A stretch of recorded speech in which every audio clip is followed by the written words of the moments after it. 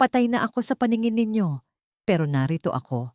Pinapanood ang bawat halik niyong mapanlinlang sa harap ng sarili kong puntod. Habang nilulustay ninyo ang yaman ng aking ama, ang bawat patak ng aking luha ay nagiging lason na unti-unting uubos sa inyo. Ako si Wanda, ang aninong magpapabagsak sa inyong kaharian ng kasinungalingan. Handa na ba kayong harapin ang multo ng inyong kataksilan? O mas pipiliin ninyong mamatay sa takot bago pa man malantad ang katotohanan? Salamat, Winona. Salamat at sa wakas ay naging abo ka na sa gitna ng karagatan. Ang boses na yon ay hindi nagmula sa isang pusong nagluluksa, kundi mula sa mga labi ng isang babaeng tila nakalaya sa isang mahabang pagkabilanggo. Umaling-awngaw ang boses ni Vivina sa gitna ng tahimik na sementeryo, bitbit ang isang himig ng tagumpay na bumasag sa kabanalan ng lugar na yon. Sa kabilang dako, sa likod ng isang malaking puno ng akasya, nakatayo ang isang aninong balot ng itim na tela. Humihingal si Winona. Ang bawat paghatak niya ng hangin ay tila 1,000 karayom na tumutusok sa kanyang baga na napinsala ng usok at apoy. Ang kanyang mga kamay na nakatago sa ilalim ng guwantes ay nanginginig, hindi dahil sa lamig ng papalubog na araw, kundi dahil sa matinding pait na unti-unting lumalason sa kanyang sistema. Dahan-dahang hinawakan ni Winona ang kanyang dibdib, kung saan ang mga benda sa ilalim ng kanyang damit ay mahigpit na nakabalot sa mga sariwang peklat ng pagsabog.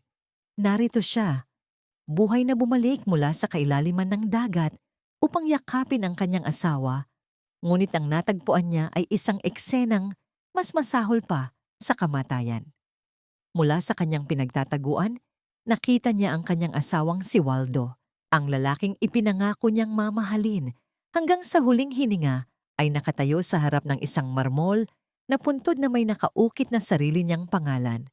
Ngunit sa halip na luha ng pangungulila, ang mga bisig ni Waldo ay mahigpit na nakapulupot sa baywang ni Vivina, ang pinsang inuring kapatid ni Winona at kinupkop ng kanyang ama mula sa kahirapan. Huwag kang masyadong malakas, Vivina. Baka may makarinig sa'yo. Mahinang saway ni Waldo. Ngunit wala sa kanyang tinig ang tunay na pagsisisi. Hinayaan niya ang kanyang sarili na malunod sa halik na idinampi ni Vivina sa kanyang leeg. Humalakhak ng bahagya si Vivina, isang tunog na tila kalansing ng mga barya sa pandinig ni Winona. Sino ang makakarinig? Ang mga patay o ang mga bulag na tauhan ni Doña Walda? Everyone thinks she's a hero, Waldo. Isang Coast Guard captain na namatay sa tungkulin. How ironic, di ba? Na ang kaisa-isang tagapagmana ng Magbanwa Textiles ay naging pagkain na ng mga isda. Inayos ni Vivina ang kanyang mamahaling itim na belo, ngunit muli niyang hinaplos ang kanyang tiyan na tila may ipinahihiwatig. And now, our baby will have everything. Hindi na natin kailangang magpanggap. My pregnancy is the golden ticket para pirmahan na ni Tito Wilfredo ang transfer of ownership. Nanigas ang buong katawan ni Winona sa narinig. Ang kanyang ama, si Don Wilfredo, na tanging sandigan niya sa mundo, ay kasalukuyang pinaglalaruan ng mga halimaw na ito. Ang sakit na naramdaman niya sa kanyang mga sugat sa katawan ay walang-wala kumpara sa pagkawasak ng kanyang kaluluwa. Ang bawat salita ni Vivina ay tila isang matalim na kutsilyo na humihiwa sa bawat alaala ng kanilang pagkakaibigan. Naalala niya kung paano niya ibinahagi ang lahat kay Vivina, ang kanyang mga damit, ang kanyang mga sikreto, at ngayon, pati ang kanyang asawa at ang kumpanya ng kanyang pamilya. Isang marangyang sasakyan ang dahan-dahang huminto sa di kalayuan. Ang tunog ng gulong nito sa tuyong lupa ay naghatid ng isang malamig na presensya. Bumaba mula rito si Doña Walda, ang kanyang biyena na kailanman ay hindi siya tinanggap dahil sa kanyang pagiging macho at marumi na sundalo. Ang matandang babae ay naglalakad ng may mataas na noo. Ang bawat hakbang ay nagpapakita ng awtoridad na tanging sa kasamaan lamang nagmumula. Waldo, Vivina, stop flirting in public. Baka may makakita pa sa inyo at masira ang plano ko. Utos ni Doña Walda sa isang malamig na tono. Lumapit siya sa puntod at tiningnan ang litrato ni Winona na nakapatong doon.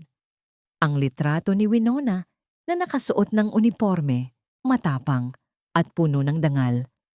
Mabuti na lang at naging matagumpay ang plano sa barko. That girl was a nuisance. Masyadong matalino, masyadong maprinsipyo. Ngayong wala na siya, madali na nating mapapaniwala ang lahat na nawawala na sa sarili. Si Wilfredo. The psychiatric reports are ready. Soon, ang Magbanua Textiles ay magiging bahagi na ng ating pamilya. Napahawak si Winona sa magaspang na balat ng puno hanggang sa bumaon ang kanyang mga kuko sa kahoy.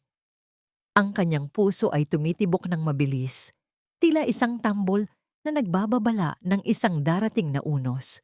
Ang lahat ng ito, ang pagsabog na muntik ng kumuha sa kanyang buhay, ang pagkamatay ng kanyang mga tauhan, ang paghihirap ng kanyang ama, ay lahat ay planado ng babaeng tinawag niyang nanay. Walang hiya kayo, bulong ni Winona sa hangin. Ang kanyang boses ay tila isang tuyong kaluskos ng mga dahon. Ang kanyang mga luha ay pumatak, hindi dahil sa awa sa sarili, kundi dahil sa matinding puot na nagsimulang mag-alab sa kanyang kalooban. Ang bawat patak ng kanyang luha na tumatama sa tuyong lupa ay tila isang panata ng paghihiganti. Pinanood niya ang tatlo habang sila ay pumasok sa sasakyan at dahan-dahang lumayo. Iniiwan siyang mag-isa sa gitna ng mga puntod. Sa katahimikang naiwan, tanging ang tunog ng papalubog na araw at ang malungkot na awit ng mga kuliglig ang maririnig. Lumabas si Winona mula sa kanyang pinagtataguan at lumapit sa sarili niyang puntod. Tiningnan niya ang kanyang sariling mga mata sa litrato. Ang Winona na nandoon ay patay na. Ang Winona na mapagmahal, ang Winona na mapagtiwala, ay nabaon na kasama ng kanyang mga pangarap sa ilalim ng dagat. Hinawakan niya ang malamig na marmol. Sa bawat haplos niya rito, nararamdaman niya ang init ng apoy na naging dahilan ng kanyang mga peklat. Hindi na siya babalik bilang Winona. Babalik siya bilang isang paalala ng kanilang mga kasalanan. Babalik siya bilang aninong susunod sa bawat hakbang nila hanggang sa sila mismo ang lamunin ng takot at magsisi sa lahat ng kanilang ginawa. Habang naglalakad palayo sa sementeryo, bitbit ang isang pusong punong-puno ng lason at pag-asa, isang tanong ang patuloy na umuukit sa kanyang isipan. Hanggang kailan kayo magsasaya sa ibabaw ng aking libingan bago ninyo mapagtanto na ang hinuhukay ninyong lupa ay ang inyo palang sariling hantungan? Sa isang maliit at tagong silid sa labas ng maingay na lungsod, tanging ang liwanag ng isang aandap-andap na lampara ang nagbibigay ng buhay sa madilim na paligid. Nakatitig si Winona sa harap ng isang luma at may lamat na salamin. Ang refleksyong nakikita niya ay hindi na ang masayahing babaeng dati ay puno ng pangarap. Ang kanyang mukha ay binagtas ng isang mapulang marka mula sa pisngi hanggang sa ilalim ng kanyang panga. Isang alaala ng naglalagablab na apoy na tumupok sa kanyang barko at sa kanyang dating buhay. Sa tabi niya ay nakatayo si Winston, ang kanyang pinagkakatiwalaang kasama sa Coast Guard na hindi siya iniwan simula nang matagpuan siyang palutang-lutang sa pampang. Dahan-dahang kinuha ni Winston ang gunting mula sa mesa. Ang bawat pagbuka at pagtikom ng matatalim na talim nito ay nagbubunga ng paghulog ng mahahabang hibla ng buhok ni Winona sa malamig na sahig.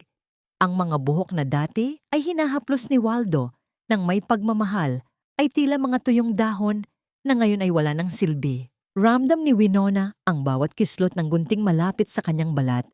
Isang pakiramdam na tila unti-unting tinatalupan ang kanyang pagkatao upang ilantad ang isang bagong nilalang. Sigurado ka na ba rito, Winona? Once we do this, wala na talagang balikan. Mahinang tanong ni Winston. Ang kanyang boses ay puno ng pag-aalala. Ang kanyang mga mata ay nakatitig sa likod ng ulo ni Winona. Tila sinusubukang hanapin Ang bakas ng dating kaibigan. Hindi kumurap si Winona. Patay na si Winona, Winston. Ang babaeng nakikita mo sa salamin ay si Wanda. Isang nurse na walang ibang hangad, kundi ang alagaan ng pasyenteng pinabayaan ng lahat. Ang kanyang tinig ay malamig at matigas, malayo sa malambing na tono na nakasanayan ni Winston. Hinawakan ni Winona ang kanyang buhok na ngayon ay hanggang balikat na lamang. Ang bawat daliri niya ay dumadampi sa mga peklat na tila isang sagradong panata. Ang mga markang ito ang magpapaalala sa akin kung bakit kailangan kong bumalik sa mansion na yon.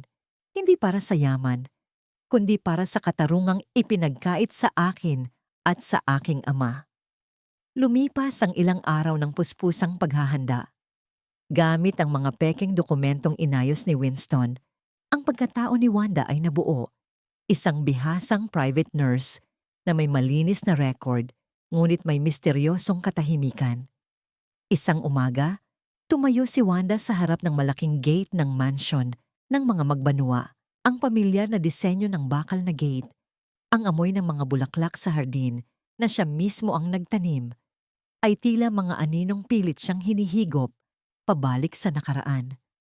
Ngunit huminga siya ng malalim, pinatatag ang kanyang loob at dahan-dahang pumasok sa loob ng bahay na dati ay itinuring niyang paraiso, ngunit ngayon ay naging isang madilim na kulungan. Sa loob ng malawak na sala, nakaupo si Doña Walda sa kanyang paboritong selyang gawa sa mamahaling kahoy. Ang kanyang mga mata ay matalas na sumusuri sa bawat pulgada ng katawan ni Wanda. Naroon din si Vivina na nakasandal sa braso ni Waldo habang masayang humihaplos sa kanyang tiyan na tila ipinagmamalaki ang kanyang tagumpay.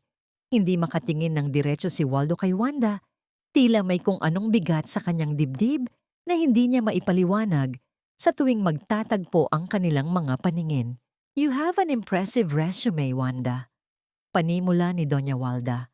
Ang kanyang boses ay puno ng pagmamataas na tila ba ang lahat ng tao sa paligid niya ay kanyang pag-aari.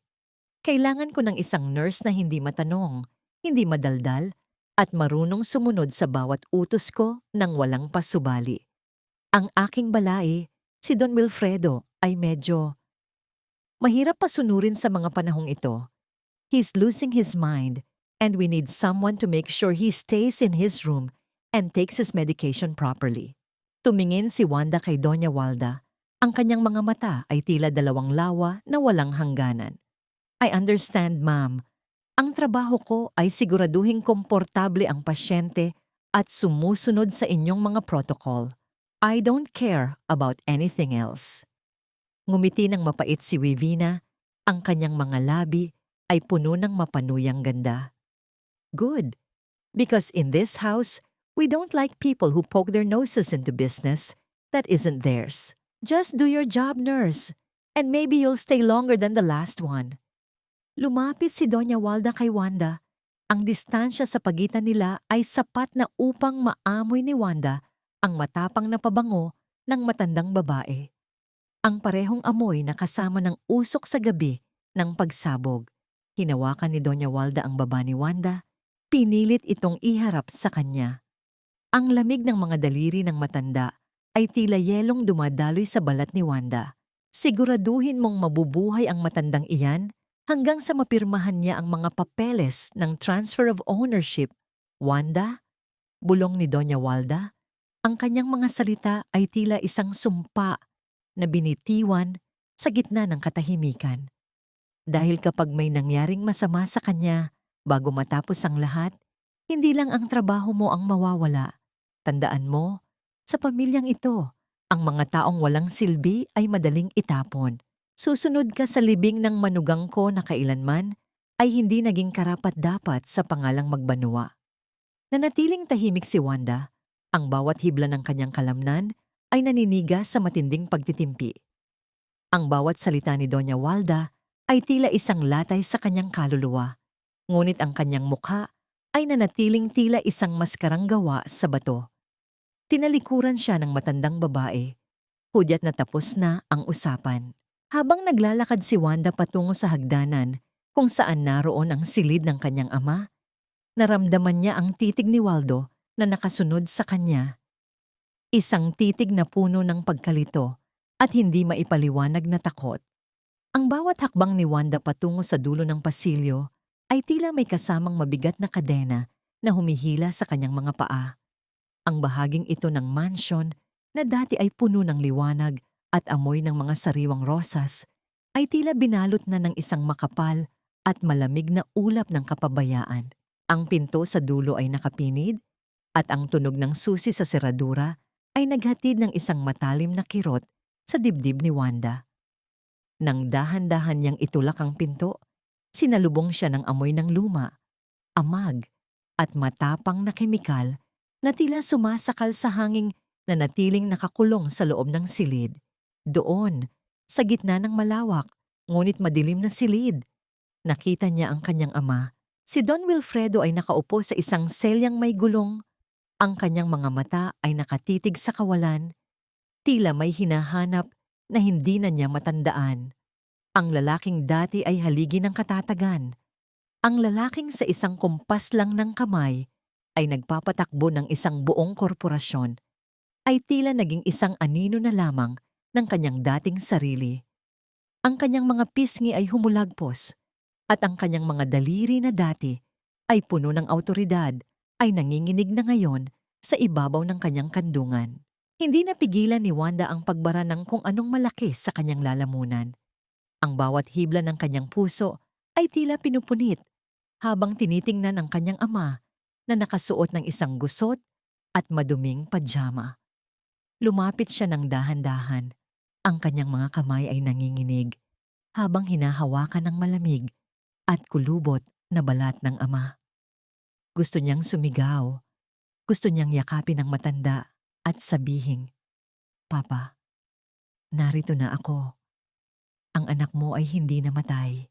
Ngunit ang lahat ng iyon ay nanatiling nakabaon sa kanyang kalooban, habang ang kanyang mga luha ay pilit niyang pinipigilan sa likod ng kanyang mga mata. Biglang bumukas ang pinto at pumasok si Vivina. Bitbit ang isang tray na may lamang baso ng tubig at ilang pirasong tableta. Ang kanyang mga hakbang ay puno ng kayabangan. Ang kanyang mga labi ay may nakapaskil na isang mapanuyang ngiti na tila ba ang lahat ng ito ay isang malaking laro para sa kanya. "Oh, nandito ka na pala, Nurse Wanda." Wika ni Vivina sa isang tunong-puno ng pagmamaliit. Hindi niya tiningnan ang matanda.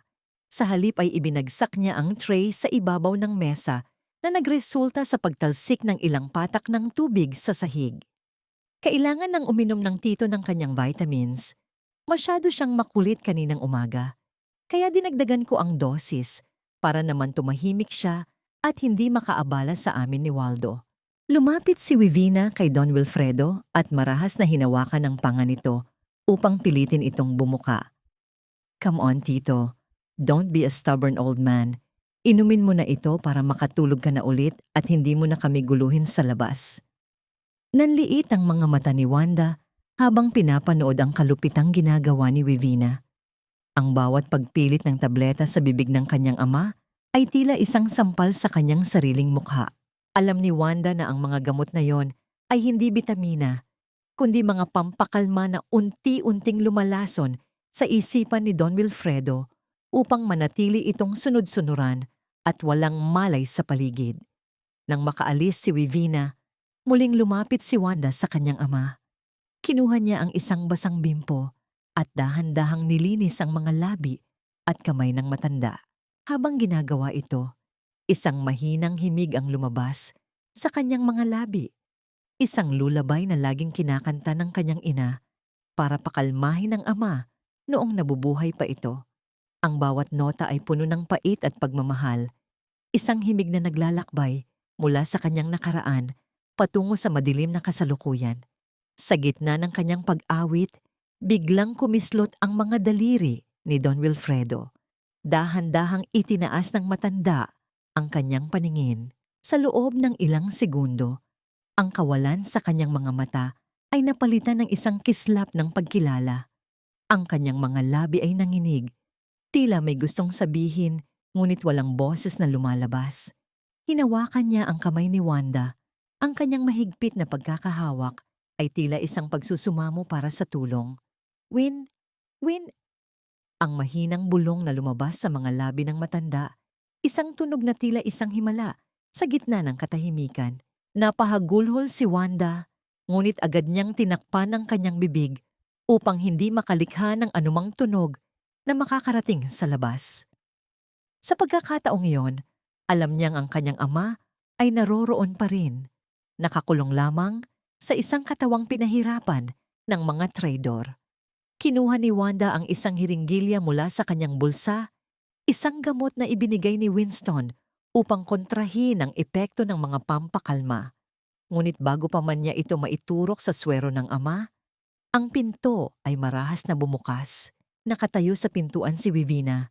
Ang kanyang mukha ay puno ng hinala at galit, habang nakatitig sa hawak na hiringgilya ni Wanda. Anong ginagawa mo sa biyenan ko, Nurse Wanda? Bakit may hawak kang ganyan na wala sa listahan ng mga gamot na ibinigay ni Doña Walda? Ang bawat hibla ng kalamnan sa katawan ni Wanda ay nanigas. Ang lamig ng titig ni Vivina ay tila isang hatol ng kamatayan, habang ang hiringgilya sa kanyang kamay ay naging ebidensya ng isang krimeng hindi niya ginawa. Ngunit maaaring maging dahilan ng kanyang pagpapatalsik mula sa tanging pagkakataon niyang mailigtas ang kanyang ama. Ang matalim na titig ni Vivina ay tila isang palasong nagnanais tumagos sa kaluluwa ni Wanda. Hawak pa rin ni Wanda ang hiringgilya. Ang kanyang daliri ay nananatiling matatag sa ibabaw ng plunger nito kahit na ang kanyang puso ay tila isang ibong nagpupumiglas sa loob ng isang masikip na hawla. Sa likod niya, ang mahinang hininga ni Don Wilfredo ay nagpapaalala sa kanya na ang bawat segundong pag-aalinlangan ay isang pagkakataong nawawala para sa kaligtasan ng kanyang ama. Ito ay isang concentrated electrolyte booster, ma'am. Ang malamig at propesyonal na sagot ni Wanda, ang kanyang boses ay hindi kakikitaan ng kahit anong kaba. Napansin ko kasing masyadong matindi ang pangangatog ng mga kamay ni Don Wilfredo dahil sa dehydration at kakulangan ng sustansya. Kung gusto ninyong makapirma siya ng maayos sa mga papeles na sinasabi ninyo, kailangan niyang magkaroon ng kahit kaunting lakas sa kanyang mga kalamnan. Bahagyang lumambot ang pagkakaarko ng kilay ni Vivina. Ang kanyang kasakiman ay muling nanaig kaysa sa kanyang hinala. Fine. Siguraduhin mo lang na hindi siya mamamatay bago makuha ni Waldo ang pirma niya. Kapag pumalya ka, hinding-hindi mo magugustuhan ang gagawin ko sa'yo. Tinalikuran ni Vivina ang nurse ng may kasamang pag-irap. Ang tunog ng kanyang marahas na paghakbang sa pasilyo ay tila isang babala na hindi dapat baliwalain. Nang muling mapag-isa, itinoon ni Wanda ang kanyang pansin sa susunod na bahagi ng kanyang plano. Hindi sapat ang gamot. Kailangan niyang simulan ang paggiba sa kaisipan ng mga traidor mula sa loob. Nang gabing iyon, habang ang buong mansion ay nababalot ng katahimikan at ang tanging maririnig ay ang marahang paggaspas ng mga dahon sa labas, lihim na nagkalat si Wanda ng sariwang bulaklak ng sampagita sa mga pasilyo patungo sa silid ni Waldo. Ang halimuyak nito, ang paboritong amoy ni Winona, ay tila isang aninong dahan-dahang yumayakap sa bawat sulok, dala ang mga alaalang pilit na ibinabaon ng mga nagkasala. Kinabukasan, nagtungo si Wanda sa kusina. Sa ilalim ng mapanuring mata ng mga katulong, naghanda siya ng sinigang na baboy. Ginamit niya ang saktong dami ng sampalok at ang lihim na paraan ng pag-isa na tanging si Winona lamang ang nakakaalam. Ang usok mula sa mainit na sabaw ay dahan-dahang lumutang patungo sa dining room, kung saan nakaupo si Waldo, mukhang pagod at tila may malalim na iniisip. Nang ihain ni Wanda ang mangkok sa harap niya, bahagyang natigilan ng lalaki. Ang pamilyar na amoy ng asim at linamnam ay tila muling bumuhay sa kanyang mga alaala. Kumuha si Waldo ng isang kutsarang sabaw, at nang malasahan niya ito, bahagyang nanginig ang kanyang mga kamay. Tila may emosyon na pilit niyang pinipigilan. Ang kanyang mukha ay namutla. Ang kanyang mga mata ay pabalik-balik na tumitingin sa mangkok at sa nurse na nakatayo sa kanyang tabi. Sino ang nagluto nito? Ang paos na tanong ni Waldo. Ang kanyang boses ay puno ng hindi maipaliwanag na takot. Ako po, Sir Waldo, sagot ni Wanda. Ang kanyang mga mata ay nananatiling nakayuko sa isang mapagpakumbabang paraan. Ito po ang espesyalidad ko. May problema po ba? Hindi sumagot si Waldo. Binitawan niya ang kutsara na lumikha ng isang matalim na tunog sa ibabaw ng porselanang plato. Ang kanyang isipan ay lumilipad pabalik sa mga hapong masaya silang nagsasalo ni Winona bago siya nilamon ng ambisyon at ng panunukso ng kanyang ina. Ang amoy ng sampagita sa pasilyo at ang lasa ng sinigang na ito ay tila mga multong nagbabalik upang singilin siya sa kanyang mga kasalanan. Sumapit ang gabi at ang kadiliman sa mansyon ay tila mas lalong naging mabigat. Sa loob ng silid ni Waldo at Wivina, ang tensyon ay tila isang lubid na malapit ng maputol. Hindi mapakali si Waldo. Bawat kaluskos ng hangin sa bintana ay tila isang bulong ng kanyang pumanaw na asawa. Ang kanyang paranoia ay unti-unting lumalala, lalo na tila nakikita niya ang anino ng isang babaeng may mahabang buhok sa dulo ng pasilyo na sa tuwing kanyang lalapitan ay bigla na lamang naglalaho. Ano ba ang problema mo, Waldo? Ang inis na tanong ni Wivina habang nakahiga sa kama. Pilit na itinatago ang kanyang sariling kaba sa likod ng galit. Kanina ka pa paikot-ikot diyan, para kang nakakita ng multo. Hindi mo ba nararamdaman, Wivina? Ang nanginginig na sagot ni Waldo habang nakatitig sa dilim ng kanilang silid. Ang amoy ng sampagita, ang pagkain kanina, tila narito siya. Tila hindi siya talaga umalis. Tumahimik ka. Ang sigaw ni Wivina, ngunit ang kanyang sariling tinig ay may bahid ng takot. Patay na si Winona. Siniguro ni na Doña Walda na wala nang matitira sa kanya sa gitna ng dagat. Huwag kang maging mahina. Dahan-dahang lumapit si Wivina kay Waldo upang pakalmahin ito. Ngunit ang lalaki ay tila nasa ibang mundo na. Ang kanyang mga mata ay nananatiling nakatitig sa aninong nilikha ng kurtina sa pader. Sa gitna ng kanyang pagkahapo at matinding takot, ang kanyang diwa ay unti-unting nilalamon ng isang panaginip na gising. Ang kanyang mga labi ay nagsimulang gumalaw. Ang kanyang hininga ay naging mabilis at mababaw. Winona, ang mahinang bulong ni Waldo, isang tunog na tila isang huling hiling ng isang taong nalulunod. Winona, patawarin mo ako. Mahal ko. Napatayo si Wivina mula sa kama. Ang kanyang mukha ay namula sa matinding selos at galit. Ang pangalang iyon, ang pangalan ng babaeng inakala niyang nabaon na sa limot, ay tila isang sampal na dumapo sa kanyang buong pagkatao. Sa labas ng pinto, sa kadiliman ng pasilyo, nakatayo si Wanda. Isang mapait na ngiti ang dahan-dahang gumuhit sa kanyang mga labi habang pinapakinggan ang pagguho ng pundasyon ng mga taong nagtangka sa kanyang buhay. Ang laban ay nagsisimula pa lamang at ang multo ng nakaraan ay hindi titigil hanggat hindi sila nagbabayad ng buo. Ang sinag ng umaga na tumatama sa mga bintana ng mansyon ay hindi sapat upang alisin ang madilim na pakiramdam na nakabalot sa bawat sulok nito.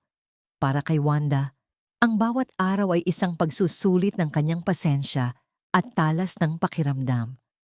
Habang naglalakad siya sa pasilyo bitbit ang mga gamot para kay Don Wilfredo, napansin niya si Wivina na pababa ng hagdan.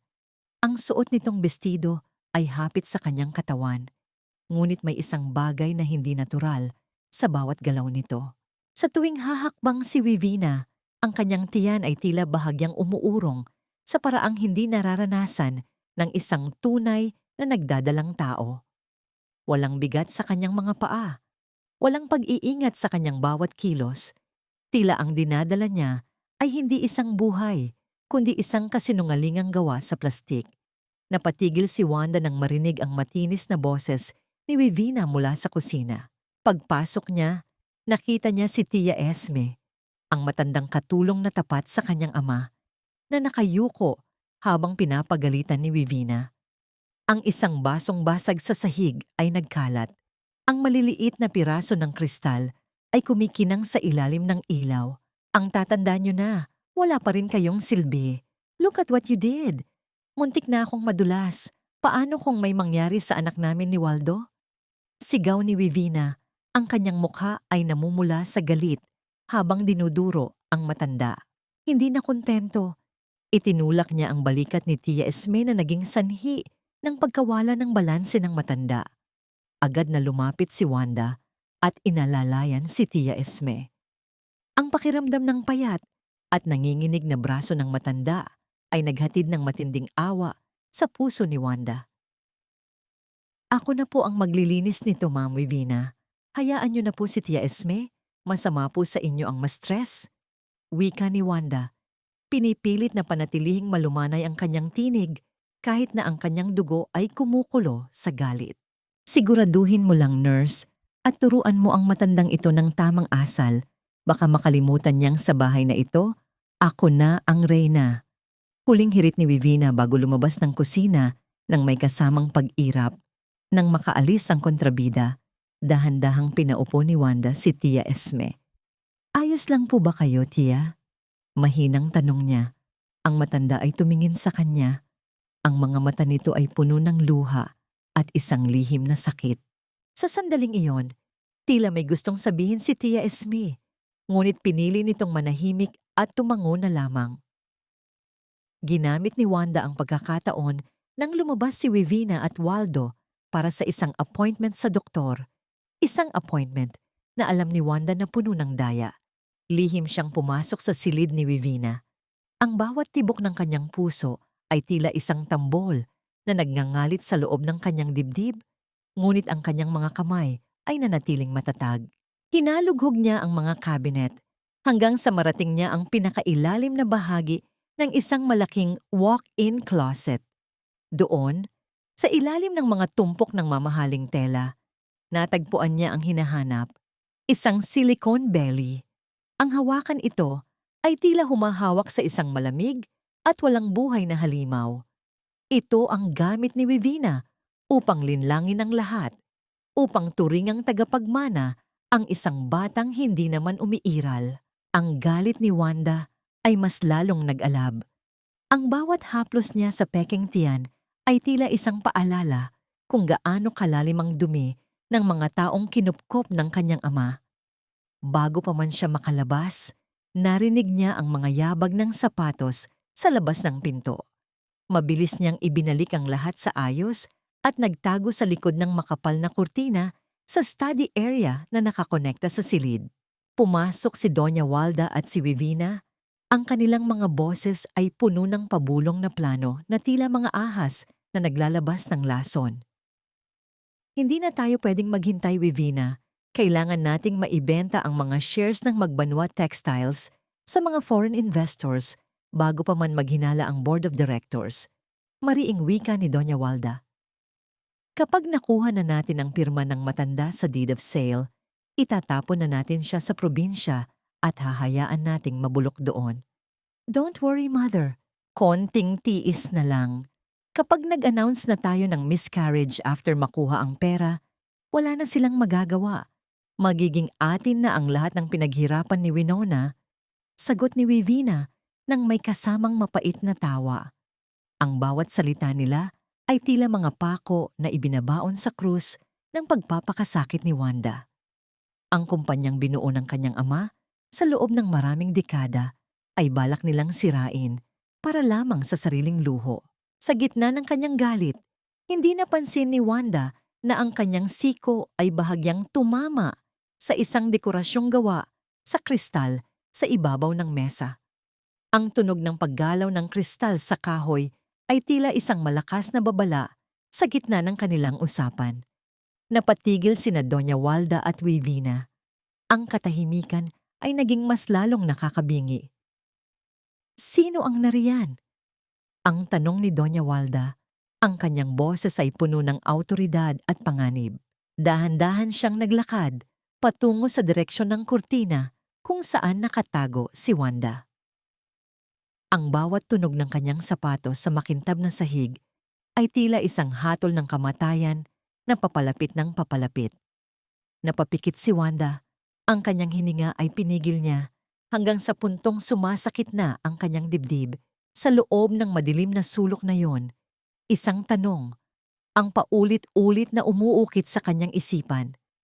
Ito na ba ang katapusan ng kanyang paghihiganti? O may paraan pa ba upang makatakas sa mga mata ng mga halimaw na nais siyang lamunin? Sa ilalim ng matatandang arko ng isang lumang simbahan sa labas ng lungsod, kung saan ang amoy ng insenso at natutunaw na kandila ay tila yumayakap sa bawat kaluluwang naghahanap ng kapayapaan. Doon nagtagpo ang dalawang anino sa gitna ng dilim. Ang bawat yabag ni Wanda sa malamig na sahig na bato ay tila isang panalangin humihingi ng lakas. Ang kanyang dibdib ay kumakaba pa rin mula sa panganib na muntik nang maglantad sa kanya sa loob ng mansion. Sa dulo ng isang mahabang bangko, nakaupo si Winston. Ang kanyang anyo ay tila isang matibay na muog sa gitna ng nagngangalit na bagyo sa buhay ni Wanda. Nang maramdaman ni Winston ang presensya ni Wanda, dahan-dahan siyang tumayo. Ang kanyang mga mata, na laging puno ng katatagan, ay agad na nakakita sa bahagyang panginginig ng mga kamay ng babae. Hindi siya nagsalita agad. Sa halip, hinayaan niya ang katahimikan ng simbahan na magsilbing gamot sa naguguluhang isipan ni Wanda. Kinuha niya ang isang makapal na sobre mula sa kanyang tabi at inabot ito ng may pag-iingat. Tila ba ang nilalaman nito ay mga kristal na madaling mabasag. Winston, nakita ko na ang ebidensya. Ang tiyan ni Wivina, ang lahat ng yon ay gawa sa plastik. Mahinang bulong ni Wanda. Ang kanyang boses ay nanginginig sa pagitan ng galit at panghihina. At narinig ko rin ang plano ni Doña Walda. Balak nilang ibenta ang kumpanya ng Papa at itapon siya sa kung saang lupalop kapag nakuha na nila ang gusto nila. Tumango si Winston. Ang kanyang mukha ay seryoso habang tinatanaw ang altar. Hindi lang yan ang ginagawa nila, Winona. Sa loob ng sobrang yan ay ang mga record ng transaction ni Doña Walda sa mga illegal na supplier mula sa labas ng bansa. Ginagamit nila ang Magbanua Textiles para sa money laundering. I have all the names and dates. This is the smoking gun that will bring their empire down. Napaupo si Wanda sa bangko. Ang kanyang mga balikat ay tila bumigay sa bigat ng lahat ng kanyang natuklasan. Ang bawat revelasyon ay tila isang karagdagang latay sa kanyang puso. Naramdaman niya ang init ng luha na nagsisimulang gumuhit sa kanyang mga pisngi. Pilit na dumadaloy sa gitna ng mga peklat na tanda ng kanyang masakit na nakaraan. Sa bawat patak, tila unti-unti ring nawawala ang kanyang lakas na magpanggap na matapang. Dahan-dahang lumapit si Winston at naupo sa tabi niya. Hindi siya nag-atubili. Kinuha niya ang kanyang puting panyo at dahan-dahang pinunasan ang mga luha ni Wanda. Ang bawat haplos niya ay puno ng pag-iingat. Tila ba natatakot siyang masaktan ang babaeng sa tingin ng marami ay patay na. Ngunit sa kanyang mga mata ay buhay na buhay at mas mahalaga kaysa sa anumang yaman. Huwag kang umiyak, Winona. Nandito ako. Hinding-hindi kita iiwan sa laban na ito. Mahinang wika ni Winston. Ang kanyang tinig ay may lalim na nagmumula sa isang pusong matagal nang naghihintay sa dilim. Alam kong mahirap. Alam kong gusto mo nang matapos ang lahat ng ito. Tumingin si Wanda kay Winston. Ang kanyang mga mata ay puno ng pag-aalinlangan. Tingnan mo ako, Winston. Wala na ang babaeng dati mong kilala. Ang mukhang ito, ang mga peklat na ito. How can you even look at me? Karapat-dapat pa ba akong mahalin sa kabila ng lahat ng duming dala ko dahil sa paghihiganting ito? Hindi sumagot si Winston sa pamamagitan ng mga salita. Sa halip, marahan niyang kinuha ang kamay ni Wanda at pinagsalikop ang kanilang mga daliri. Ang init ng palad ni Winston ay tila isang kuryenteng gumising sa natutulog na damdamin ni Wanda. Inilapit ni Winston ang kamay ng babae sa kanyang mga labi at idinampi ang isang magaan at maggalang na halik sa likod nito. Tinitigan niya si Wanda ng diretso sa mga mata, isang titig na tumatago sa maskara ni Wanda at nakikita ang tunay na kaluluwa ni Winona. Ang mga peklat na yan ay hindi tanda ng kapangitan, Winona. Iyan ay mga medalya ng iyong katapangan. Bulong ni Winston. Ang kanyang mukha ay sapat na malapit upang maramdaman ni Wanda ang init ng kanyang hininga. Para sa akin, ikaw pa rin ang pinakamagandang babaeng nakilala ko. Hindi ang iyong mukha ang minahal ko, kundi ang iyong tapang at ang iyong puso. I will be your shield until the very end. Sa sandaling yon, ang paligid ay tila naglaho. Ang takot sa mansion, ang puot kay Waldo, at ang pait ng kataksilan ay pansamantalang natakpan ng isang matamis at mainit na pakiramdam na matagal nang hindi naramdaman ni Wanda. Ang kanyang puso ay tumitibok ng may bagong himig, isang himig ng pag-asa na baka, pagkatapos ng dilim, ay may liwanag pa ring naghihintay sa kanya. Isang maliit na ngiti ang sumilay sa kanyang mga labi habang nakasandal ang kanyang ulo sa balikat ni Winston. Ngunit ang katahimikan ng gabi ay biglang nabasag ng isang kakaibang pakiramdam ng pagmamasid. Sa malayo, sa kabilang panig ng kalsada na nakaharap sa pintuan ng simbahan, isang kislap ng liwanag mula sa isang lente ang sandaling sumilay sa dilim. Isang misteryosong estranghero ang nakatayo doon.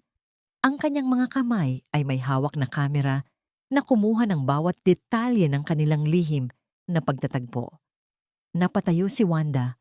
Ang kanyang instinto bilang isang sundalo ay agad na nagbabala. Winston, may nagmamasid sa atin. Tumingin si Winston sa direksyong itinuro ni Wanda. Ngunit ang anino sa dilim ay mabilis na naglaho sa gitna ng makapal na hamog ng Maynila. Ang sobre ng ebidensya sa kamay ni Wanda ay tila naging mas mabigat. Ang tanong na ngayon ay bumabalot sa kanyang isipan. Sino ang nakakita sa kanila? At paano gagamitin ng mga kaaway ang larawang yon upang tuluyang wasakin ang tanging pag-asang natitira sa kanya? Ang buong mansyon ng mga magbanwa ay nalulunod sa nakasisilaw na liwanag ng mga kristal na chandelier. Tila ba sapat na ang ningning ng mga ito upang pagtakpan ang kadilimang namamayani sa loob ng bawat silid? Sa gabing ito, idinadaos ang isang marangyang hapunan para sa anibersaryo ng kasal ni Waldo at Winona. Isang malupit na kabalintunaan dahil ang tunay na asawa ay naroroon, nakasuot ng unipormeng puti at tinitingnan ng lalaking minsan niyang pinagkatiwalaan ng kanyang buhay habang ito ay nakasuot ng mamahaling tuksedo at nakangiti sa tabi ng ibang babae. Ang bawat halakhak ng mga panauhin ay tila tunog ng mga basag na kristal na tumutusok sa pandinig ni Wanda. Nurse Wanda, huwag kang tatayo-tayo lang diyan sa sulok. Maraming bisita ang kailangang pagsilbihan. Gamitin mo ang mga kamay mo para maging kapaki-pakinabang ka naman bukod sa pagbabantay sa matanda. Ang malamig na utos ni Doña Walda habang dumadaan sa harap ni Wanda, ang kanyang boses ay puno ng mapait na paghamak. Hindi nakasagot si Wanda. Ang kanyang mga kamao ay nakakubli sa likod ng kanyang uniforme, mahigpit na nakasara hanggang sa mabaon ang kanyang mga kuko sa sariling palad. Pinilit niyang lunukin ang kanyang dangal. Kinuha niya ang tray ng mga inumin at dahan-dahang naglakad sa pagitan ng mga kilalang tao sa lipunan. Bawat hakbang niya ay tila paglakad sa ibabaw ng nagbabagang uling. Naririnig niya ang mga bulungan tungkol sa kung gaano kawawa ang namayapang si Winona at kung gaano kabuti ang loob ni Wivina sa pag-aalaga sa naulilang asawa at ama. Nang marating niya ang gitnang lamesa, naramdaman niya ang titig ni Wivina. Ang pinsan niyang ito ay tila isang reyna sa kanyang pulang bestido.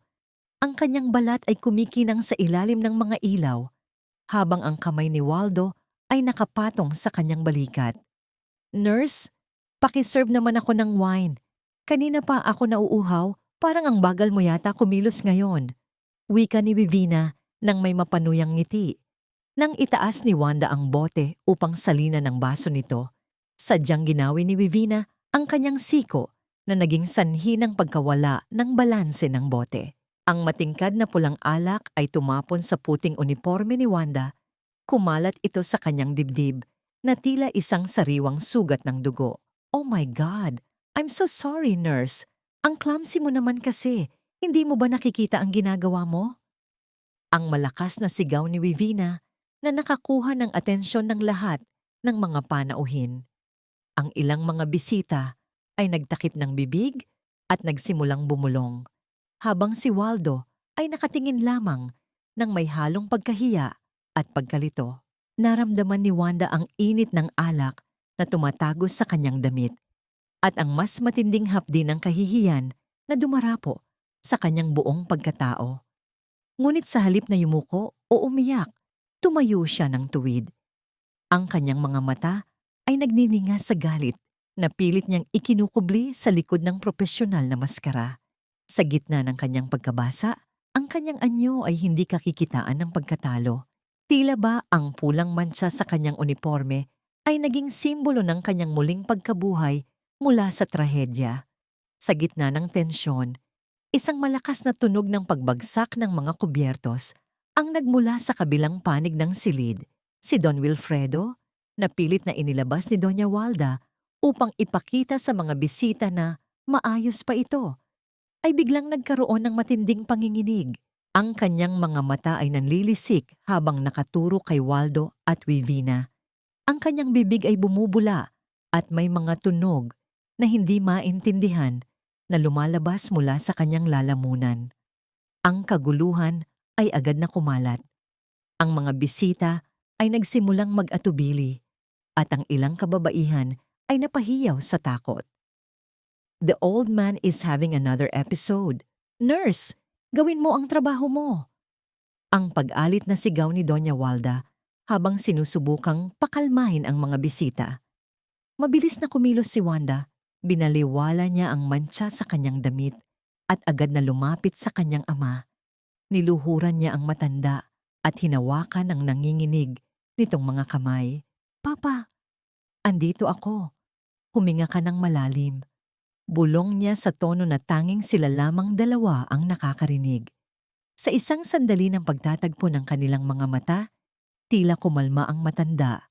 Ang kanyang panginginig ay unti-unting humupa habang nakatitig sa mukha ng yaya na tila ba nakakakita siya ng isang anghel. Nang maialis na si Don Wilfredo sa bulwagan, naiwan si Wanda na mag-isa habang nililinis ang mga kalat. Doon siya nilapitan ni Waldo. Ang lalaki ay mukhang balisa. Ang kanyang mga mata ay pabalik-balik na tumitingin sa mukha ni Wanda na puno ng mga peklat ngunit may kakaibang kinang. "Bakit mo ginagawa ito? You could have just left after what Vivina did." Mahinang tanong ni Waldo. Ang kanyang tinig ay may bahid ng pagsisisi na tila ba may kung anong alaala siyang gustong habulin. Lumapit pa siya ng kaunti hanggang sa maamoy niya ang halimuyak ng sampagita na sadyang inilagay ni Wanda sa kanyang buhok. Tumingin si Wanda ng diretso sa mga mata ni Waldo. Ang lamig ng kanyang titig ay tila isang talim na humihiwa sa bawat kasinungalingan ng lalaki. Sa sandaling iyon, ang lahat ng ingay sa mansyon ay tila naglaho. "Tungkulin ko po ang manatili sa tabi ng mga taong pinabayaan na ng lahat, Sir Waldo." Ang makabuluhang sagot ni Wanda. Ang kanyang boses ay malalim at puno ng subtext. Napatitig si Waldo sa mga mata ni Wanda. Isang kakaibang kilabot ang gumapang sa kanyang likuran. Ang paraan ng pagtayo ng babaeng ito, ang tapang sa kanyang mga mata, at ang kakaibang pakiramdam ng pagiging pamilyar ay muling nagpabaha ng takot sa kanyang puso. "Nurse, bakit parang pamilyar ang tingin mo?" tanong ni Waldo. Ang kanyang boses ay nanginginig habang pilit na inaaninag ang mukha ni Wanda sa ilalim ng madilim na anino ng pasilyo. "Sino ka ba talaga?" Ang tiwala ay tila isang marupok na sinulid na kapag nalagyan ng lamat ay hinding-hindi na muling maibabalik sa dati nitong tibay. Sa loob ng madilim na silid ni Waldo, habang ang lahat ay abala sa pagliligpit ng mga labi ng nagdaang hapunan, mabilis na kumilos si Wanda. Ang kanyang mga kamay ay hindi nanginginig habang inilalagay niya ang isang tupi ng papel sa loob ng drawer ni Waldo. Isang liham na sadyang ginawa upang magmukhang galing sa isang lihim na mangingibig ni Wivina. Ang bawat salita sa liham ay sadyang pinili upang tamaan ang pinakamalalim na insecurity ni Waldo. Ang takot na siya ay ginagamit lamang para sa kanyang pangalan at yaman. Lumipas ang ilang sandali at ang katahimikan ng mansyon ay nabasag ng marahas na pagbukas ng pinto sa itaas. Naroon si Waldo. Hawak ang liham na tila ba ito ay isang buhay na uling na tumutupok sa kanyang palad. Ang kanyang mukha ay namumula sa galit at ang kanyang mga mata ay nanlilisik habang nakatitig sa papasok na si Wivina. Ang babaeng dati ay itinuturing niyang kanlungan ay tila naging isang estranghero sa kanyang paningin. "Waldo, what's wrong? Bakit ganyan ang tingin mo sa akin?" Ang takot na tanong ni Wivina. Ang kanyang boses ay pilit na naglalambing, ngunit may bahid ng kaba. "Ipaliwanag mo ito, Wivina. Anong ibig sabihin nito? Hindi na ako makapaghintay na makuha mo ang pera para makatakas na tayo? Sino ang taong tinutukoy dito?" Ang pasigaw na tanong ni Waldo. Ang kanyang boses ay umalingaw-ngaw sa buong pasilyo, dahilan upang mapatigil ang mga katulong sa kanilang ginagawa. Namutla si Wivina. Ang kanyang mga labi ay nanginig habang pilit na binabasa ang liham na kinuha ni Waldo mula sa kanya. "Waldo, it's a lie. Hindi ko alam kung kanino galing yan. Baka pakana lang yan ng mga taong gustong sumira sa atin. I'm carrying your child, remember? How could you doubt me?" "Child? O baka pati ang batang yan ay bahagi lang ng iyong mga plano?" Ang mabalasik na hirit ni Waldo. Ang kanyang paranoia na pinatindi ng amoy ng sampagita at ng mga misteryosong pangyayari sa mansyon ay tuluyan ng sumabog. Tinitigan niya ang tiyan ni Wivina nang may halong pagkadiri at pagdududa. Mula nang mawala si Winona, pakiramdam ko ay puro kasinungalingan na ang nakapaligid sa akin. At ikaw ang pinakamalaking kasinungalingan sa lahat. "Waldo, please, makinig ka sa akin." Ang pagsusumamo ni Wivina habang hinahawakan ang braso ni Waldo, ngunit marahas siyang itinulak ng lalaki. Ang kanilang sigawan ay tila isang bagyong nanalasa sa loob ng silid. Ang mga gamit sa ibabaw ng vanity mirror ay naging biktima ng galit ni Waldo. Ang mga bote ng mamahaling pabango ay bumagsak sa sahig at nagkalat ang mga piraso ng bubog na tila mga kristal ng kanilang nawasak na relasyon. Sa gitna ng kaguluhang ito, pumasok si Doña Walda. Ang kanyang mukha ay puno ng pagkairita at otoridad. "Stop this nonsense! Waldo, Wivina, ang mga katulong ay nakikinig. Gusto niyo bang mapahiya tayo sa buong subdivision?" Ang pagalit na saway ng matandang babae. Ngunit sa pagkakataong ito, hindi basta-basta napatahimik si Waldo. "Mom, look at this. Your precious Wivina has a lover. Baka pati ang apo na ipinagmamalaki mo ay hindi naman sa akin." Ang sigaw ni Waldo habang ipinapakita ang liham sa kanyang ina. Napatigil si Doña Walda. Ang kanyang mga mata ay sandaling kumislap sa gulat, ngunit agad niyang nakuha ang kanyang kontrol. "It's a fake, Waldo. Isang hamak na papel lang yan. Don't let your emotions cloud your judgment. Kailangan nating maging matatag dahil malapit na nating makuha ang kumpanya." Ngunit huli na ang lahat.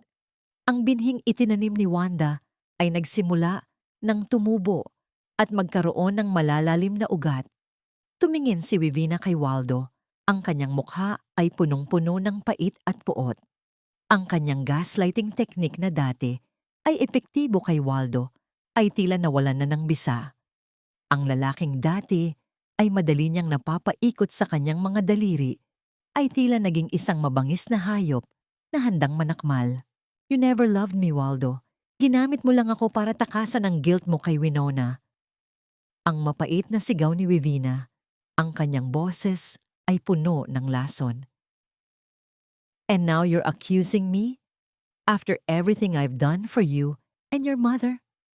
Sa gitna ng kanyang galit, lumapit si Wivina kay Waldo at dinuro ang dibdib nito. Ang kanyang mga salita ay tila mga latay na humahaplos sa ego ni Waldo. Hindi na nakapagpigil ang lalaki. Sa isang iglap, ang tensyon sa pagitan nila ay umabot sa sukdulan. Isang malakas na hampas ng palad ang dumapo sa pisngi ni Vivina. Ang tunog nito ay tila isang hatol na nagtapos sa anumang natitirang respeto sa pagitan nila. Napatumba si Vivina sa sahig. Ang kanyang kamay ay nakahawak sa kanyang pisnging unt-unting namumula. Ang kanyang mga mata ay nanlalaki sa gulat at sakit, habang si Waldo ay nakatayo sa kanyang harap. Hingal na hingal at puno ng pagsisisi, ngunit hindi makagalaw.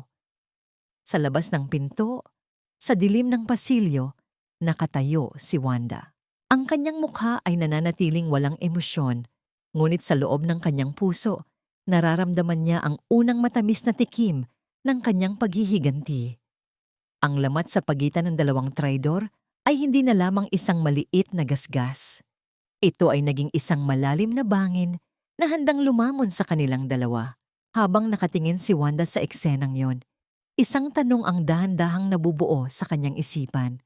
Kung ang isang hamak na papel ay kaya nang magpabagsak sa kanila, ano pa kaya ang mangyayari kapag nalaman na nila ang katotohanang ang multong kinatatakutan nila ay nasa loob lamang ng kanilang pamamahay? Ang liwanag mula sa maliit na screen ng laptop ni Winston ay tila isang matalas na kidlat na humiwa sa kadiliman ng tagong bodega kung saan sila muling nagtagpo. Sa loob ng video file na nakuha ni Winston mula sa isang sirang security camera sa pantalan, nakita ni Wanda ang katotohanang mas masahol pa sa kanyang mga hinala. Ang bawat segundo ng video ay tila isang dagok sa kanyang pagkatao. Naroon si Waldo, balisa at palingon-lingon sa paligid habang may inilalagay na isang itim na kagamitan sa ilalim ng makina ng barko ni Winona. Ang bawat galaw ni Waldo ay tila ginagabayan ng isang boses sa kabilang linya ng kanyang telepono. Ang boses ni Doña Walda na nag-uutos na tapusin na ang lahat ng balakid sa kanilang yaman. Naramdaman ni Wanda ang panlalamig ng kanyang buong katawan. Ang bawat hibla ng kanyang kalamnan ay tila naging yelo sa tindi ng sakit at galit. Ang lalaking pinakasalan niya, ang lalaking hiningan niya ng proteksyon, ang siya palang bumasag sa kanyang buhay sa utos ng sarili nitong ina. Ang bawat patak ng pawis ni Waldo sa video ay tila naging lason na pumatak sa puso ni Wanda. Hustisya, Winston. Iyan na lang ang tanging dahilan kung bakit pa ako humihinga. Ang paos na bulong ni Wanda, ang kanyang mga mata ay nananatiling nakatitig sa screen kahit tapos na ang video. Hindi ka mag-iisa, Winona. Sa darating na magbanwa gala, ilalantad natin ang lahat. Hahayaan nating ang buong mundo ang humusga sa kanilang kasamaan. Ang matatag na sagot ni Winston habang hinahawakan ang balikat ni Wanda upang bigyan ito ng lakas. Pagbalik ni Wanda sa mansion, dinala niya ang isang bagong klase ng katapangan. Sa loob ng silid ni Don Wilfredo, dahan-dahan niyang pinalitan ang mga gamot na ibinibigay ni Vivina. Ang mga pampatulog at pampakalma ay pinalitan niya ng mga bitamina at gamot para sa utak na inilaan ni Winston. Araw-araw, habang nililinis niya ang mga kamay ng ama, kinakausap niya ito tungkol sa kanilang mga pangarap, tungkol sa dagat, at tungkol sa katotohanang malapit na silang maging malaya.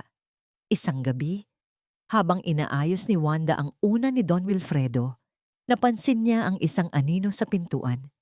Ang pinto ay dahan-dahang bumukas nang walang anumang tunog at pumasok si Tia Esme. Ang matandang katulong ay may hawak na tray ng pagkain, ngunit ang kanyang mga mata ay nakatuon lamang sa paraan ng paghaplos ni Wanda sa buhok ng matanda. Napatigil si Wanda, ang kanyang puso ay tila tumigil sa pagtibok nang makita ang matalas na pagsusuri sa mga mata ni Tia Esme. Nurse Wanda, napansin ko ang paraan ng pag-aalaga mo sa matanda. Panimula ni Tia Esme, ang kanyang boses ay puno ng misteryo. Lumapit siya at tiningnan ang mga peklat sa mukha ni Wanda.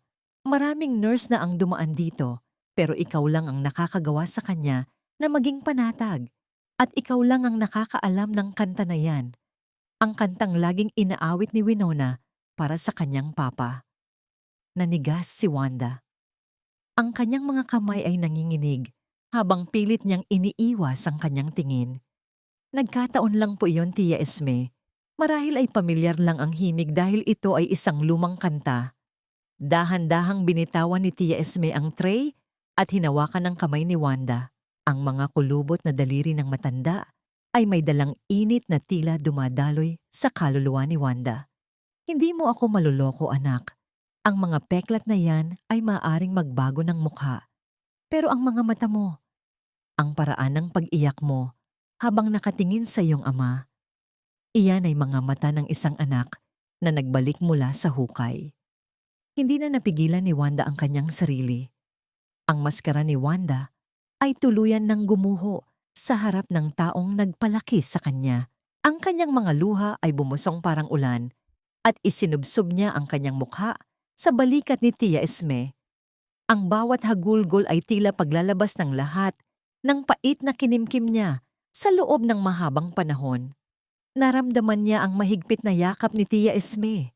Ang unang yakap ng pamilya na naramdaman niya simula nang maganap ang trahedya.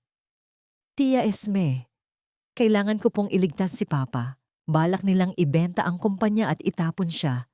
Ang nanginginig na sumbong ni Wanda sa gitna ng kanyang pag-iyak. Huwag kang mag-alala, Winona. Narito ako. Ako ang magiging mata at tenga mo sa loob ng mansyon na ito.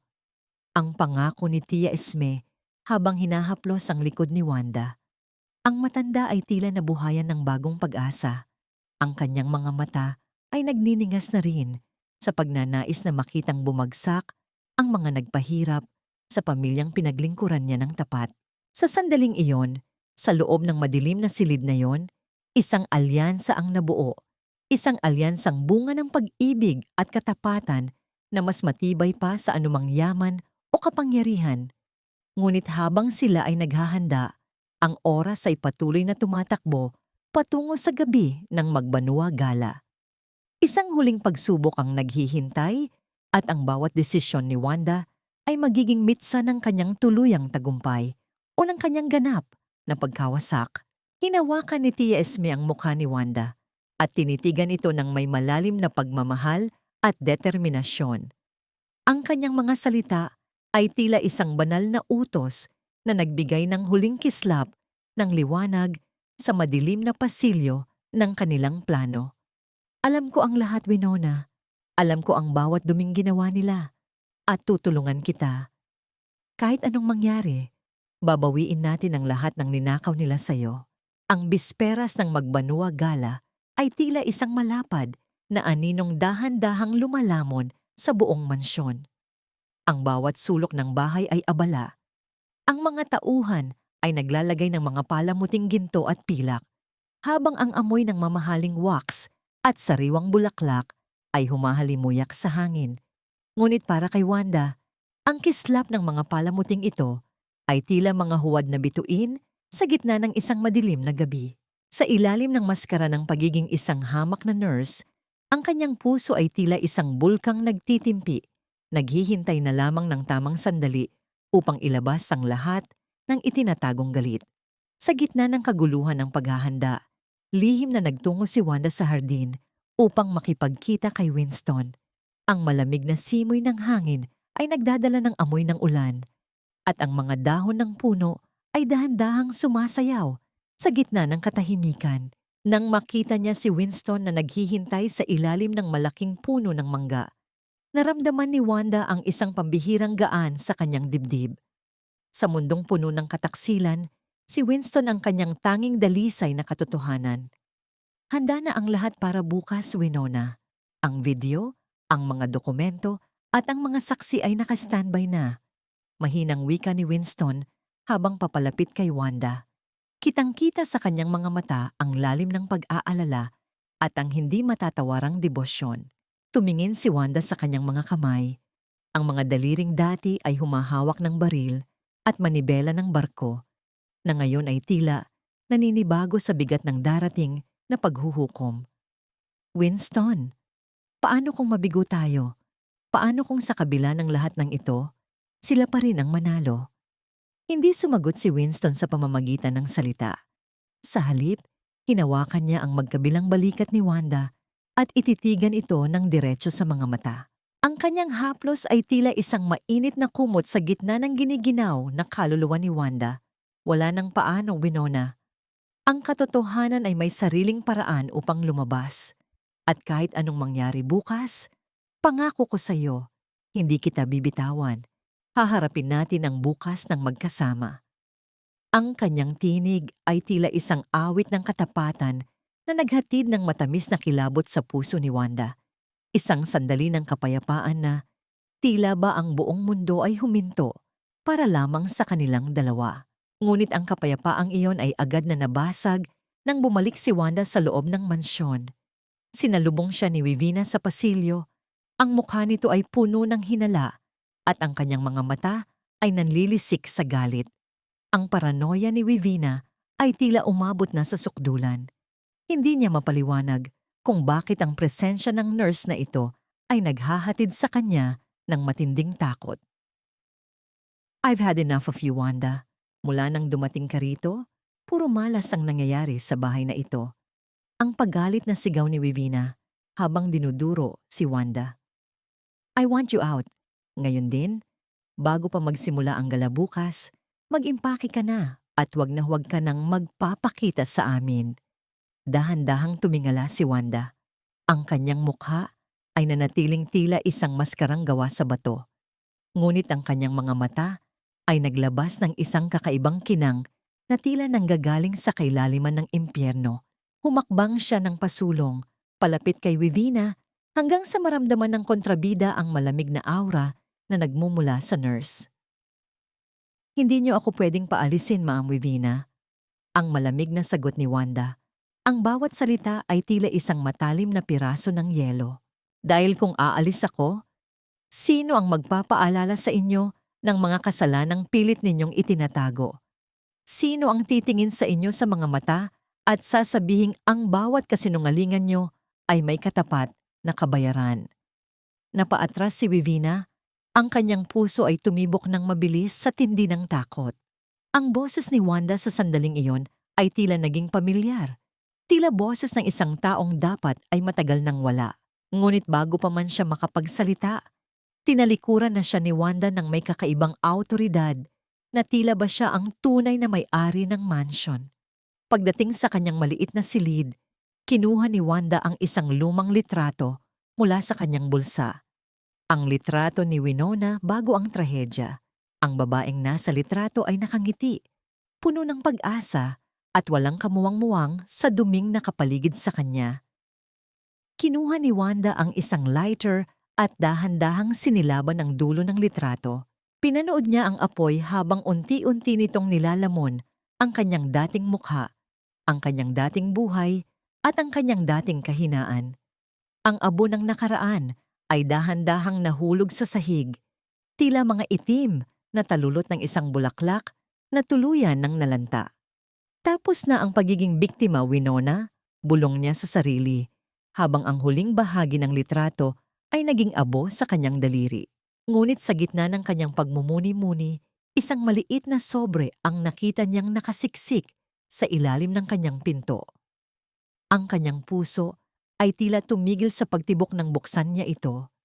Sa loob ay may isang piraso ng papel na may sulat kamay na tila pamilyar, ngunit nakakatakot ang mensahe. Alam ko kung sino ka talaga, Wanda.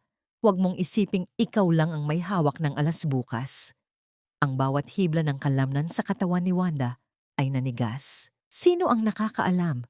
Si Waldo ba? O may iba pang aninong nagmamasid sa dilim na hindi niya napapansin?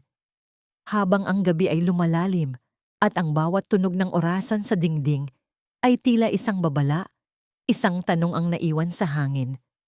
Ang bukas ba ay magiging gabi ng kanyang tagumpay o ito na ang gabi kung saan ang kanyang maskara ay tuluyan ng mahuhubad bago pa man niya maisagawa ang kanyang huling paghihiganti?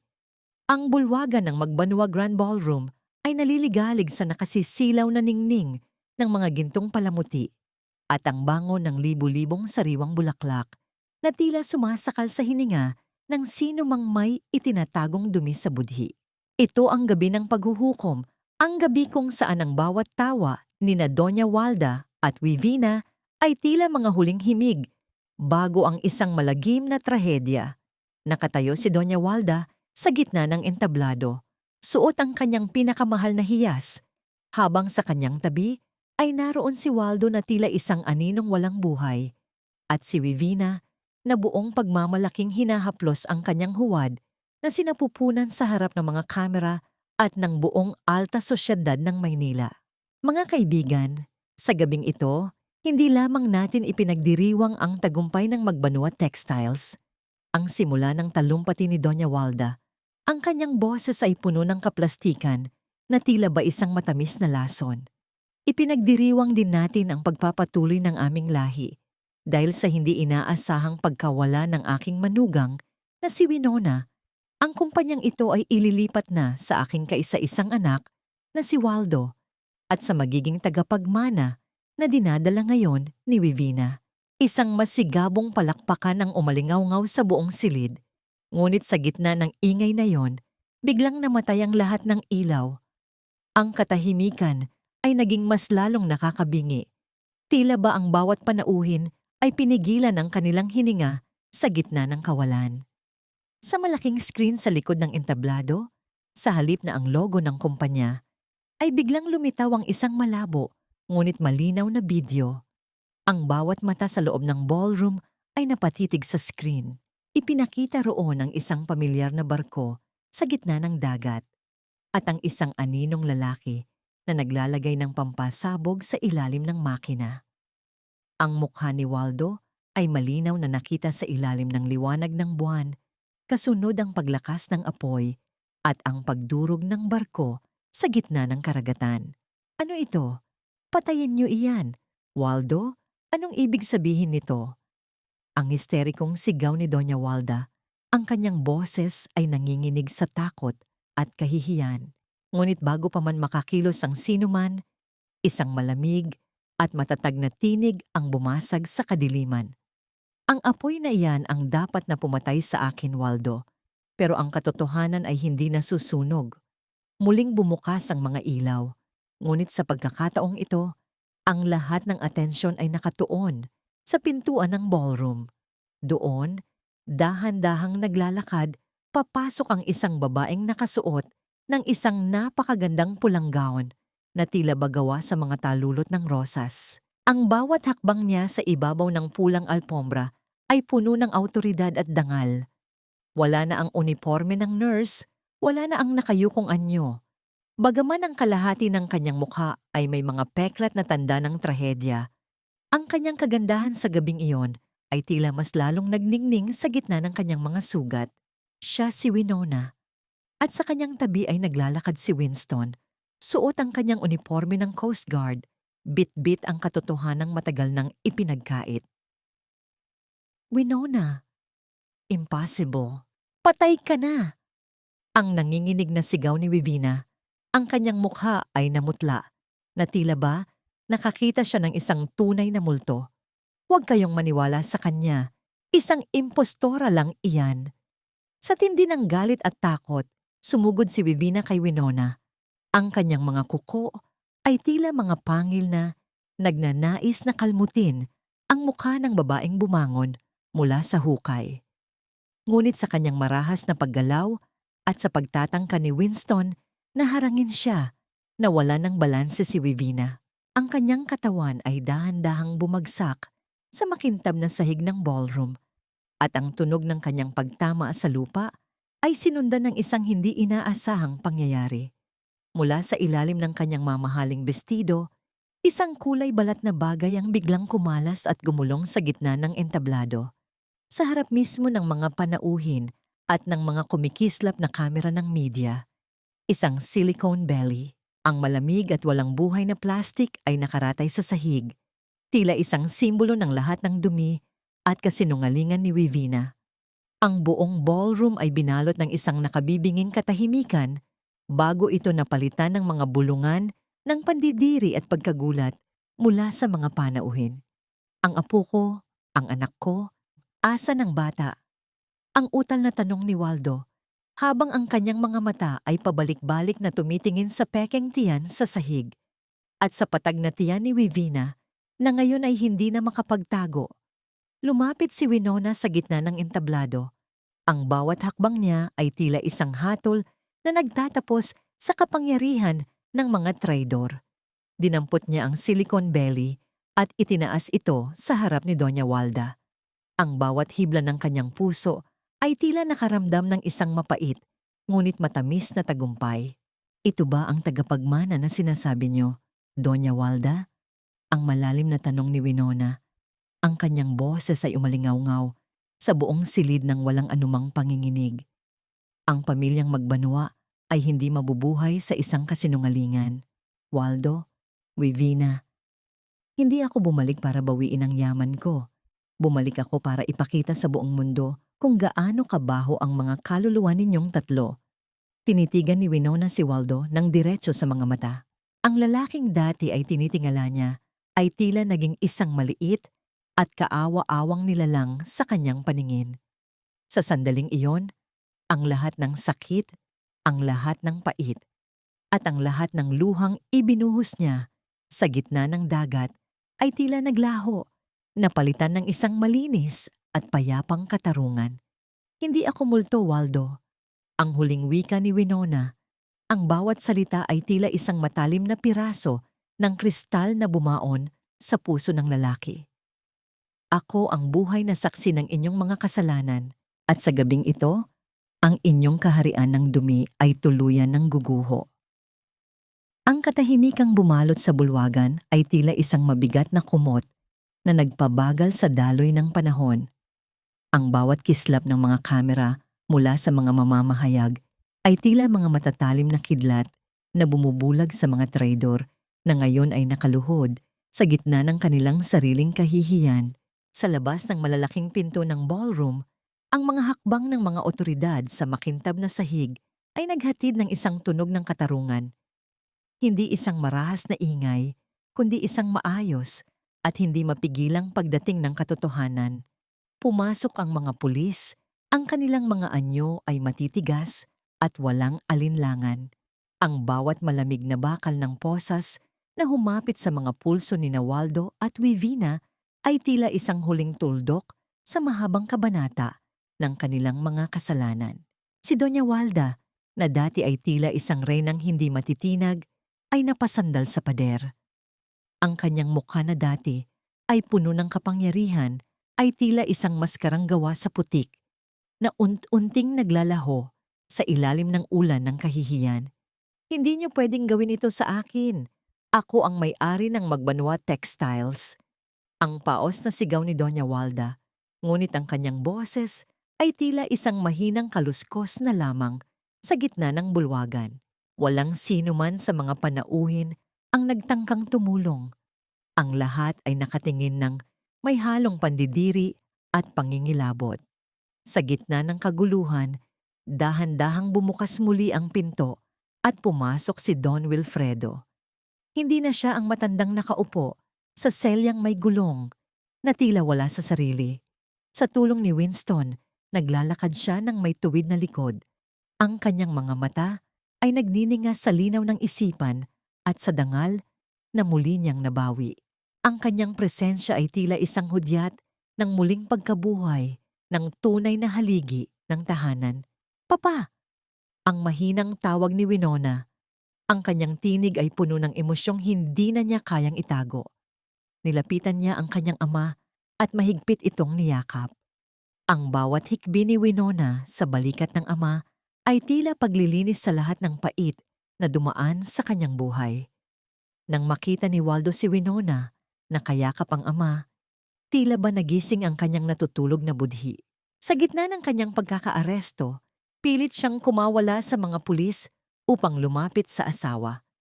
Ang kanyang mga mata ay punong-puno ng luha. Ang kanyang mukha ay balot ng pagsisisi na huli na para magkaroon ng saysay. Winona, patawarin mo ako please. I was weak. I was manipulated by my mother. Ang pagsusumamo ni Waldo, ang kanyang boses ay nanginginig sa takot at pagnanais na maibalik ang nakaraan. Mahal kita, Winona. Don't let them take me away. Gagawin ko ang lahat, please. Tumingin si Winona kay Waldo.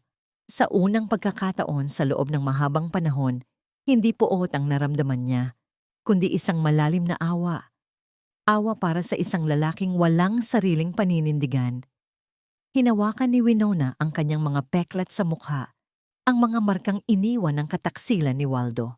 Dahan-dahan siyang umiling, ang kanyang mga mata ay malinaw at payapa. Ang pag-ibig ay hindi nananakit, Waldo.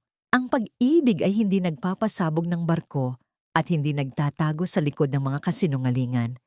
Ang malumanay na sagot ni Winona, ang bawat salita ay tila isang hatol na walang halong galit. Tapos na tayo, Waldo. Ang Winona na minahal mo ay namatay na sa gitna ng dagat. Ang kaharap mo ngayon ay isang babaeng natutong mahalin ang kanyang sarili sa gitna ng apoy. Tinalikuran ni Winona si Waldo habang ang lalaki ay dahan-dahang kinaladkad ng mga pulis palabas ng bulwagan. Ang mga pagsusumamo nito ay unt-unting humina hanggang sa muling manaig ang katahimikan sa paligid. Si Wivina naman ay nakayuko lamang. Ang kanyang mga mata ay nakatitig sa silicone belly na nasa sahig. Ang simbolo ng kanyang panandaliang tagumpay na naging mitsa ng kanyang tuluyang pagbagsak. Nang mailabas na ang mga traidor, ang mga ilaw sa ballroom ay tila naging mas maliwanag at mas mainit. Lumapit si Winston kay Winona. Ang kanyang mga mata ay puno ng paghanga at isang uri ng pag-ibig na tahimik ngunit matibay. Hindi siya nagsalita. Sapat na ang kanyang presensya upang iparamdam kay Winona na hindi na siya muling mag-iisa sa kanyang mga laban. Tapos na ang lahat, Winona. Malaya ka na. Mahinang wika ni Winston habang dahan-dahang hinahawakan ang kamay ng babae. Tumingin si Winona sa malayo, sa labas ng bintana kung saan ang mga bituin ay nagsisimulang magningning sa langit ng Maynila. Ang bawat tibok ng kanyang puso ay tila isang awit ng pasasalamat. Ngunit sa gitna ng kanyang tagumpay, naramdaman niya ang isang huling tanong na pabalik-balik sa kanyang isipan. Isang lihim na tanging siya lamang at ang madilim na gabi ang nakakaalam. Sa ilalim ng kanyang muling pagkabuhay, handa na nga ba siyang talikuran ng lahat ng pait? O ang anino ng kataksilan ay mananatiling nakabuntot sa bawat hakbang ng kanyang bagong simula? Huminga ng malalim si Winona. Ang bawat paghatak niya ng hangin ay tila pagtanggap sa isang bagong buhay. Ang kumpanya ay maayos na. Ang kanyang ama ay nasa kanyang tabi. At ang katarungan ay nakamit na. Ngunit habang tinititigan niya si Winston, alam niyang may isang huling desisyon pa siyang kailangang gawin bago niya tuluyang maisara ang pinto ng kanyang nakaraan. Ang paglubog ng araw sa Manila Bay ay naghatid ng isang kulay kahel at lilang langit. Tila isang dambuhalang canvas na ipininta ng tadhana upang markahan ang pagtatapos ng isang mahabang gabi. Sa dalampasigan, kung saan ang bawat marahang paghampas ng alon sa pampang ay tila isang banayad na haplos sa sugatang kaluluwa, nakatayo si Winona. Wala na ang pulang gown ng magbanwagala. Suot niya ngayon ang isang simpleng puting bestido na sumasabay sa ihip ng preskong hangin. Ang kanyang buhok, na dati ay pinutol sa gitna ng puot, ay nagsisimula na ring humaba, tila sumasalamin sa unti-unting paghilom ng kanyang puso. Ilang buwan na ang lumipas mula nang gumuho ang kaharian ng dumi ni na Doña Walda. Sa loob ng malamig na rihas ng bilangguan, ang bawat araw ni Waldo ay puno ng pagsisisi at ang anino ng kanyang ina na patuloy siyang sinisisi sa kanilang pagbagsak. Si Wivina naman, na dating nangangarap na maging reyna, ay ngayon ay isa na lamang bilanggo ng sarili niyang mga kasinungalingan, malayo sa karangyaan at malayo sa pag-ibig na kailanman ay hindi niya tunay na nakamit. Ang kumpanya, na ngayon ay tinatawag ng Magbanwa Winona Textiles, ay muling namumulaklak sa ilalim ng matapat na pamumuno ni Don Wilfredo at ng kanyang anak. Dahan-dahang hinawakan ni Winona ang kanyang mukha. Ang mga peklat na dati ay itinuturing niyang sumpa ay naroon pa rin. Ngunit sa pagkakataong ito, hindi na niya nararamdaman ang pangangailangang itago ang mga ito. Ang bawat marka ay isang kwento ng kanyang pakikipaglaban, isang mapa ng kanyang paglalakbay mula sa kailaliman ng dagat patungo sa liwanag ng katarungan. Ang lalim yata ng iniisip mo, ang malambing na boses ni Winston ang bumasag sa kanyang pagmumuni-muni. Lumapit si Winston at tumayo sa tabi ni Winona. Ang kanyang presensya ay tila isang matibay na muog na nagbibigay ng init sa gitna ng malamig na simoy ng dagat. Hindi na siya suot ang kanyang uniforme. Sa simpleng pananamit, ang kanyang mga mata ay nananatiling nakatuon lamang sa babaeng matagal niyang hinintay sa dilim. Iniisip ko lang kung paano nagbago ang lahat, Winston. Mahinang sagot ni Winona, ang kanyang tinig ay puno ng kapayapaan. Dati, akala ko ang dagat ang kukuha sa buhay ko. Pero ngayon, dito ko rin natagpuan ang tunay na kahulugan ng kalayaan. Kinuha ni Winston ang kamay ni Winona. Ang bawat daliri nila ay muling nagsalikop. Isang ugnayang hindi na kailangan ng maraming salita upang ipaliwanag ang lalim ng damdamin. Inilapit ni Winston ang kamay ni Winona sa kanyang mukha at idinampi ang kanyang pisngi rito ng may matinding pag-iingat at paggalang. Nagawa mo na ang lahat, Winona. Naibalik mo ang dangal ng iyong ama, nakuha mo ang katarungan, at napatawad mo na rin ang iyong sarili. Bulong ni Winston, ang kanyang mga mata ay nagniningas sa tapat na pag-ibig. Ngayon, panahon na para isipin mo naman ang sarili mong kaligayahan. Handa ka na bang sumama sa akin sa isang paglalakbay na wala ng halong takot? Tumingin si Winona kay Winston at sa unang pagkakataon, ang kanyang ngiti ay tuluyan ng nakarating sa kanyang mga mata. Ang pait ng nakaraan ay tila tuluyan ng natunaw sa init ng pagmamahal na inaalay ni Winston. Isang matamis na kilig ang gumapang sa kanyang buong pagkatao. Isang pakiramdam na tila ba ang bawat sugat niya ay dahan-dahang hinahaplos ng isang mahiwagang kamay. Salamat, Winston. Salamat dahil hindi mo ako binitawan kahit noong ako na mismo ang bumitaw sa sarili ko. Ang madamdaming sagot ni Winona habang dahan-dahang isinasandal ang kanyang ulo sa balikat ni Winston. Sa harap ng lumulubog na araw, habang ang langit ay unting napapalitan ng libu-libong bituin, ang dalawang anino ay nanatiling magkayakap sa dalampasigan. Ang bawat buntong hininga ni Winona ay tila pagpapakawala sa huling bakas ng kanyang pighati.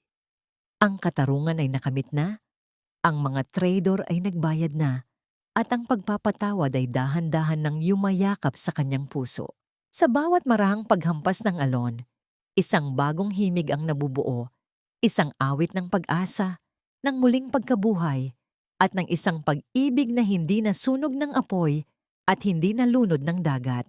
Ang bawat peklat ni Winona ay tila nagningning sa ilalim ng liwanag ng buwan. Isang patunay na pagkatapos ng pinakamadilim na bagyo, ang bukang liwayway ay laging may dalang pangako ng isang bagong simula. Tapos na ang paghihiganti.